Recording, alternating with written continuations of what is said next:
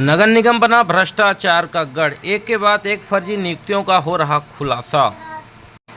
रीवा नगर पालिक निगम में लंबे समय से चल रहे भ्रष्टाचार के खेल से अब पर्दा उठना शुरू हो गया है। अधिकारियों की मिलीभगत से नियमों को दरकिनार कर यहां आर्थिक लाभ की लालच में मनमानी तौर पर नियुक्तियां व पदोन्नति का खेल खेला गया है। नगर निगम में चल रहे इस खेल को उजागर करते हुए मजदूर संघ के अध्यक्ष बुद्धसेन करोशिया ने बताया कि दीपक और विनोद की फर्जी नियुक्ति दरोगा के रूप में की गई है। इनके अलावा अन्य दरोगा का फर्जी और कूट रचित दस्तावेज के आधार पर पदोन्नति का लाभ दिया गया है।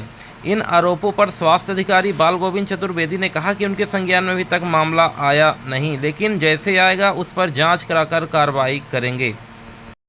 शिकायत की है, क्या पूरा मामला है? इसमें मामला ये है कि दीपक सनाप मोहन, विनोद सनाप मोहन के द्वारा कूट रचित दस्तावेजों के आधार पर इनकी दरोगा के पद पर नियुक्ति की गई थी, जबकि 101% दरोगा की पदोन्नति होती है, नियुक्ति नहीं होती। जो उप स्वास्थ्य पर्यवेक्षक रहता है उसी की दरोगा पद पर नियुक्ति होती है। लेकिन इनके उसमें दैनिक आलोक प्रेस में निकला था पेपर में कि जो कार्यरत कर्मचारी उनको पहले प्राथमिकता दी जाएगी।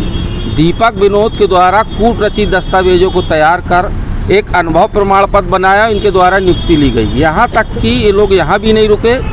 दीपक सनाप मोहन के द्वारा एक मास्टर में दीपांकर मोहन के नाम से इनका नाम दर्ज था।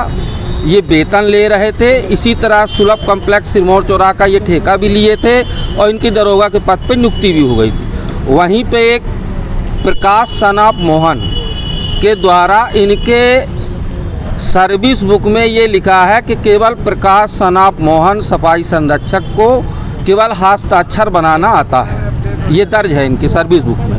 इनके द्वारा 5वीं 8वीं 10वीं की मार्कशीट कहाँ पाई, ये जांच का विषय है। प्रकाश सिगोते का 2003 में एक्सीडेंट हो गया था, जो जामदार जी कहाँ भर्ती थे वो, और भर्ती के दौरान उनकी पदोन्नति दरोगा पद पे की गई। ये भी जांच का विषय है कि कोई अगर एक्सीडेंटल है और अवकाशकालीन में है तो उसकी पदोन्नति कभी नहीं हो सकती। तो इनकी मार्कशीट की जांच की जाए। इसी तरह इनके परिवार की श्रीमती नोनीबाई जो स्वर्गीय हो गई हैं, उनकी नियुक्ति और दुर्गा प्रसाद सिगोते की नियुक्ति में 11 साल का अंतर है। 11 साल में कोई बच्चा पैदा नहीं कर सकता। यही प्रतीक होता है कि दुर्गा प्रसाद मोहन के द्वारा इनने कूट रचित दस्तावेज फर्जी अंक सूची से दरोगा का पद लिया है। 94, 95, 96 में एक व्यक्ति की 3 वर्ष में 3 बार पदोन्नति की गई, जो बड़ा गंभीर विषय है। इसकी जांच कराना चाहिए। और दुर्गा प्रसाद सिगोते अभी सेवानिवृत्त हो गया। मेरा माननीय आयुक्त महोदय जी से करबद्ध निवेदन है कि इनको पेमेंट बिल्कुल न किया जाए जब तक छानबीन समिति के द्वारा निर्णय नहीं होता है। इनका बिल्कुल किसी तरह से पेमेंट न किया जाए। अगर पेमेंट किया जाता है तो मेरे द्वारा कोर्ट जाने के लिए कटिबद्ध हूँ और मैं इनके खिलाफ जाऊँगा। और मैं बयान जरूर दे रहा हूँ, लेकिन कहीं से इनके 5 भाइयों के द्वारा मुझे प्रताड़ित किया जाएगा, मुझे जान से मारने की धमकी भी दी जाएगी। आप लोग तैयार रहिए। जैसे ही मुझे धमकी मिलती है वैसे ही मैं प्रेस के माध्यम से, मीडिया के माध्यम से आप लोगों को अवगत कराऊंगा। कितने लोग हैं? ये 4 लोग हैं। सूचना दी है आपने? सूचना नहीं दी है, क्योंकि अब मीडिया में जाएगा तो दबाव बनेगा। ये 5 भाई हैं, यही करते हैं। अगर इनके खिलाफ कोई गवाही देता है तो उसको प्रताड़ित करते हैं। इन नियुक्तियों को लेके यहाँ आपने शिकायत की है क्या? जी, मैंने आयुक्त महोदय जी से की है, संप्रेक्षण विभाग में भी दिया है, माननीय आयुक्त कलेक्टर महोदय को दिया है, संभागीय कमिश्नर को दिया है, नगरीय प्रशासन आयुक्त महोदय को दिया है, अपराध शाखा अन्वेषण ब्यूरो में भी दिया है। क्या नाम आपका? मेरा नाम बुद्धसिंह करोशिया, भारतीय मजदूर संघ का जिला अध्यक्ष हूँ, रीवा।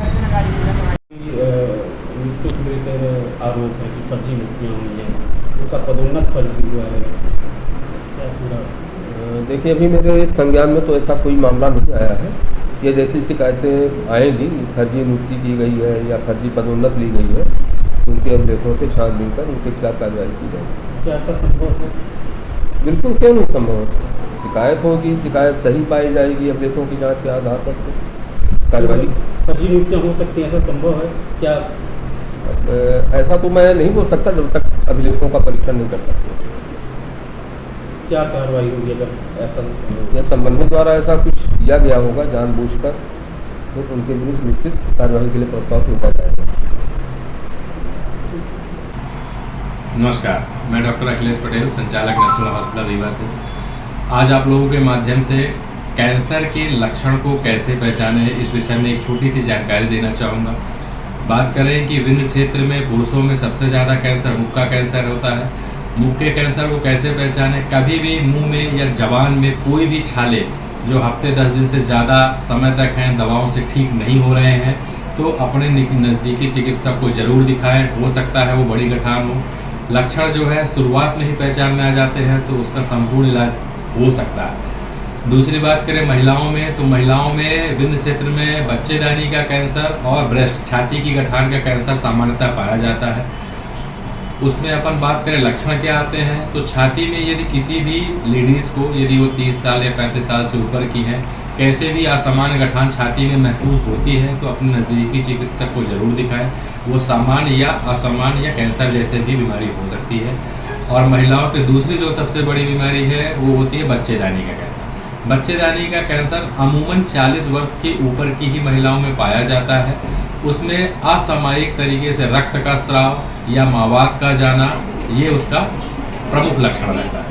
तो यदि किसी भी महिला को असामान्य रक्तस्राव और मावात जाने की शिकायत लगातार बनी हुई है तो अपने नज़दीकी चिकित्सक को जरूर दिखाएं। ये हो सकता है कि बड़ी बीमारी हो। समय रहते यदि इसका पता लगा लिया गया तो इसका इलाज पूरी तरीके से उपलब्ध है। और ये इलाज हम नेशनल अस्पताल रीवा में आयुष्मान, ESIC एवं विभिन्न सरकारी योजनाओं के द्वारा निःशुल्क उपलब्ध कराने के लिए संकल्पित है। नमस्कार।